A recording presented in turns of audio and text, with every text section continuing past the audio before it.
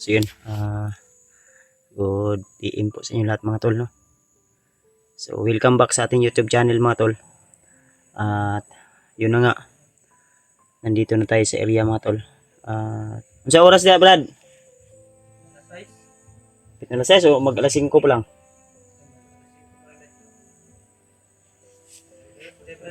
Mag alas 5 na tol, no? For ito gina 4:30 na Brad o 4:50? Ha?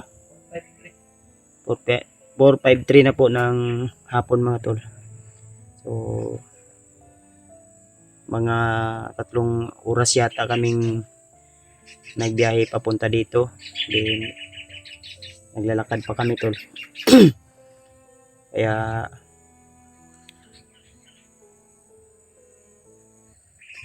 hapon na talaga tayo nakarating dito tol, no? So tahimik naman po yung area at wala naman po kaming anumang mga napansin, no, nakakaiba sa area na ito. Kasi ang area na ito mga tol ay ito po yung area na sinabi ni Rimar sa akin na dito daw sila papunta, kaya dito namin sila sasalubungin.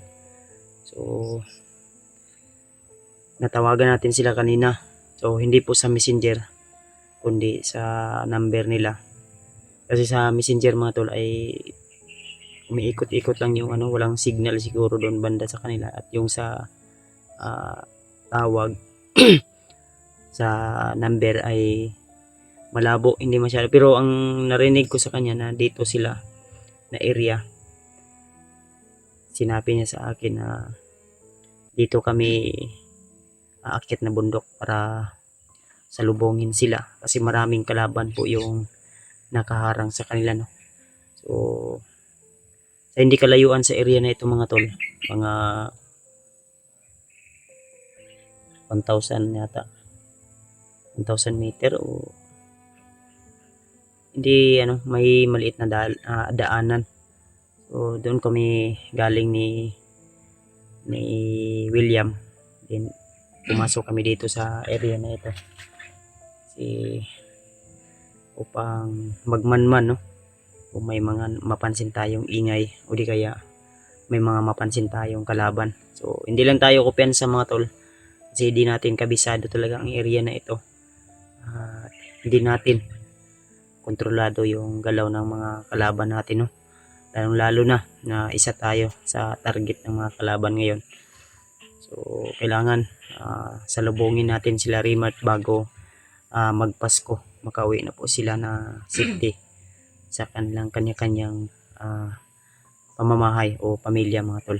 Siyempre yung pamilya ko, pamilya ni Rimart ay isinipti muna namin kasi delikado yung bahay nila, no? Sila PG, EG at sila Maskaraboy ay umuwi sa kanilang boarding house, kaya kami lang dalawa ni William ngayon yung nagsasama sa pag-explore. So hindi din natin sila mapipilit kung hindi sila mag-explore mga tol, kaya hindi naman tayo papayag na may mangyaring masama sa ating ibang kasamahan, lalo na sa kapatid ko. At syempre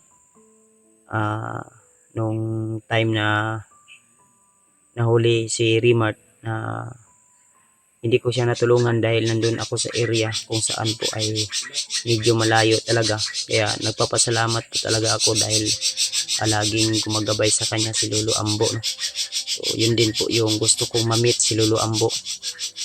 Kung sakaling man pagpalarin tayo na makita natin sila Rimart, magkaroon tayo ng time na makausap si Lolo Ambo para humingi tayo ng payo. Alam ko na malaki-laki na yung kasanayan o experience ko sa pagkipaglaban, pero I know at alam ko rin na may mga dapat ba akong malaman na hindi ko pa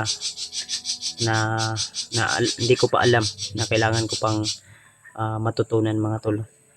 lalo na sa pamamagitan ng pagkipaglaban sa ah, mga masasamang tao, dahil sa kanilang mga taglay na agimat ay ginagamit nila upang gamitin sa kasamaan. So, ayan, nagpapasalamat po ako lagi sa Panginoon na naging guide po natin lagi. At syempre sa mga pray nyo po tol sa amin, sa aking kasamahan at sa iba naming kasamahan, especially sa pamilya ko. At nagpapasalamat din po ako sa lahat ng mga suporta nyo tol, kahit meron mang mga tao na sinisiraan tayo o dinadown tayo o yung trabaho natin ay pinakapakialaman. Kaya ako, nagpursige ako para sa akin, kundi pati din sa pamilya ko tol. Kung ano po yung needs ng pamilya ko, yung anak ko at asawa ko, ay maibigay ko po sa kanila. Kaya utang ko po sa inyo lahat yung mga nakamit ko ngayon mga tol, yung naabot ko ngayon. Kaya thank you so much po sa inyong walang saong support at pagmamahal sa akin. So shout out sa inyo lahat mga tol, lalo na sa mga minamahal nating taga-subaybay, mga silent viewers at mga solid subscriber, at siyempre sa mga nag-abot ng share ng blessing, kahit hindi man natin sila gaanong kilala o hindi man natin sila gaano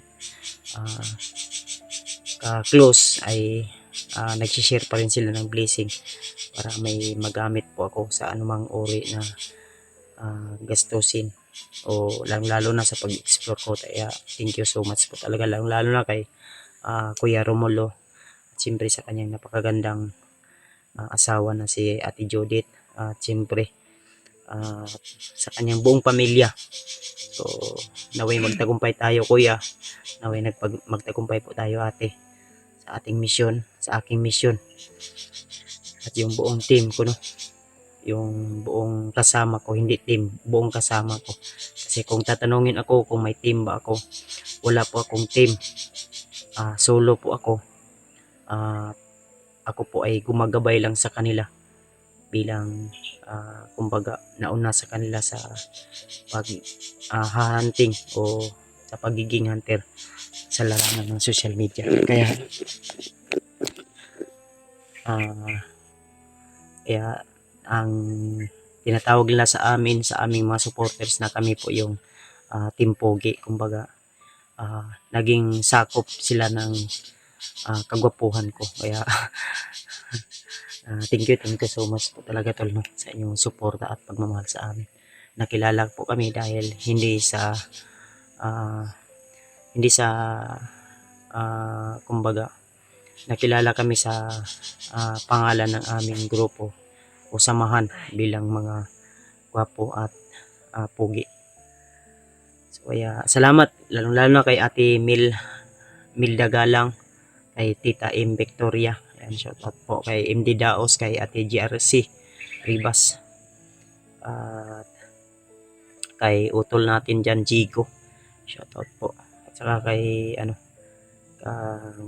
Ninang Josephine Kili, ayan, shout out po kay Josephine Kili, kay Ninang Josephine Kili. Pagpalang araw sa inyo lahat mga tol. Tuloy lang tayo sa ating mission, kahit ano man yung mga pagsubok na dumaan sa atin, at ano man yung mga kakalaban natin. Hindi man natin alam kung ano po yung mga masasagupan natin sa area na ito, sa gubat na ito, kasi di ko pa po sanay ang area na ito, no. Di ko pa alam kung ano po yung mga nilalang o mga tao na masasagupan natin dito tol. Kaya habang nakipag-usap ako sa inyo, nakipag-usap ako sa aking kamera, ay yung mga mata ko, yung tinga ko, at pandinig ko, no, ay tinatalasan ko mga tol. Kasi anytime ay pwede po tayong mapapahamak kung hindi po natin kagamitin po yung mata at tenga natin. Yan po yung pinaka mabisa natin sandata. At siyempre yung dasal natin lalo na sa ganitong gawain, ganitong exploration na nandito tayo sa critical na area. Kasi anytime pwede tayong mapahamak, anytime ay pwede tayong makikipaglaban sa mga kasamaan, no? Dito lalong-lalo sa bundok na ito. So, tapos na po kaming nanalangin kanina ni William. At naway gabayan tayo ng ating Panginoon sa ating bawat hakbang ay ilayo tayo sa anumang uri ng kapahamakan at panganib na nakaabang sa atin, no? At siyempre, sinama ko na rin sa panalangin yung kapatid ko at lalo na si Julio, no? Dahil hindi natin alam kung ano po yung mga kaganapan na nangyari doon sa kanila ngayon, sa kanilang eksaktong look. So, Brad, may nibuto ba? May pumutok pa. Pero hindi sa gaanong malapit dito. Medyo malayo siguro. Yung banda sa medyo malayo yun kasi narinig ko po. May putok ba? Layak pensa ha? Layak ko pensa mga tayo. Tara, hininit ha? Dayon ta.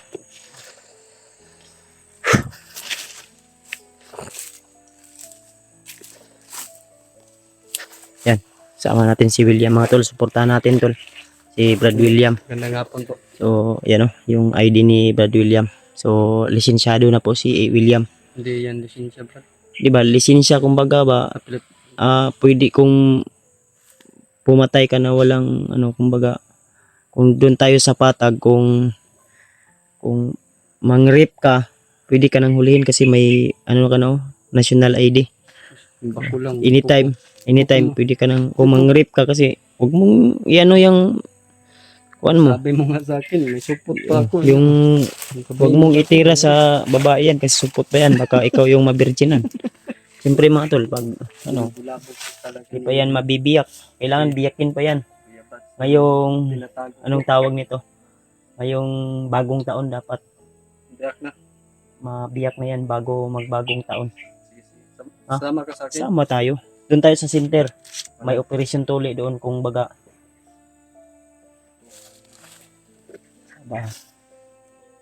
Layo-layo mo na. May mga putok mga tol. Iwan ko lang kung napasok sa natin, sa camera natin kasi yung camera ko po basta malayo ay hindi talaga masyadong mahagip yung mga putok o tunog na naririnig. Tayo lang makakarinig. Kasi may ako, kung i-upload ko yung video ko, may yung reduce noise kumbaga. Pero try natin mamaya i-check natin yung camera natin kung nahagip ba yung boses o yung putok ba ng naririnig natin mga tol. Kasi malayo eh. Pero try naman natin mo. Si William mga tol. So kahit hindi pa tuli, sobrang hot. Kasi pinapawisan talaga. Ito daw, pag walang tuli, sabi ni Kuya Bat, pag hindi pa nabiyak. Pag hindi pa nabiyak yan, lagi kang pinapawisan. Kasi parang kinukulbaan ka ba? Wala mo, di kulban. Kondisyon lang yung kayong lawas, Brad. Di, bisan pag mo yung kagdili ka kulbaan, may pulsuhan na to. Hindi man na napit. Oo. Kinahanglan na yun ipabuak din ba? Ha? Kinahanglan na yun ipabuak ba kayo? Wala pa may bagong tuig, Brad. Sugatan din na to ang bagong tuig nga buak yun. Katulog yun mong singot ba? Isag mo yung hindi ka na ninervyos o di ka na kung ang katumay makapanirvyos Okay, nung dan. mabuak man siya. O kinahanglan gina buak man gina. Patuloy dito Brad. Kay katubi ta akong lolo. Paano kaming dudong? Ni nuwa? Ayun na pag-agad ato sila ha. Bata mo to sila, ikaw gangguwang naman jud ka. Ha? Ikaw gangguwang naman jud ka. Gangguwang na po jud eh. Kinahanglan balag ikaw alone lang ka. Alon magpatuli.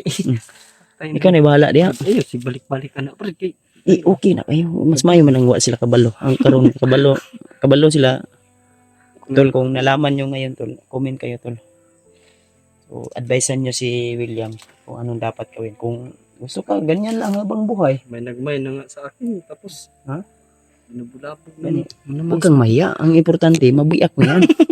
Yung lato-lato mo, malulungkot yan. Atay. Ganun yung lato-lato. Dalawang lato-lato mo. Ganana mo na. Oh, ganyan yun. Anak mo na.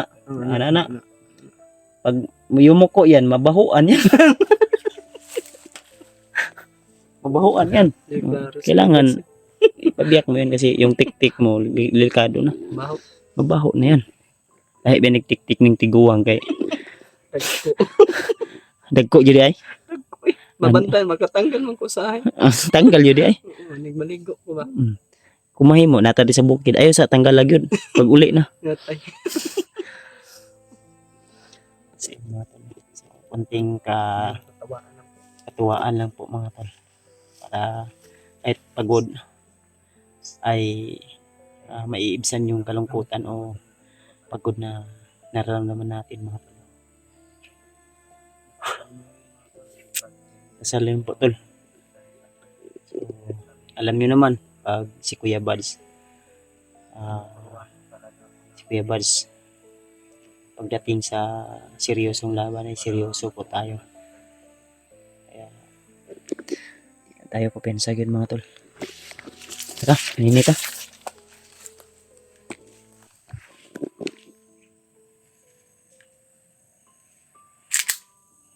Armas mo Brad, prepare na Brad. Hindi man masyadong marami yung bala natin tol o hindi man masyadong marami yung dala nating pagkain. Pero para may busis sa unahan Brad. Brad.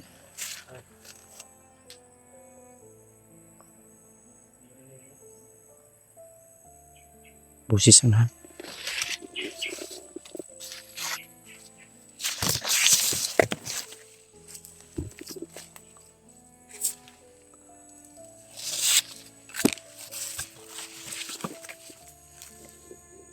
Busis sa unahan tol.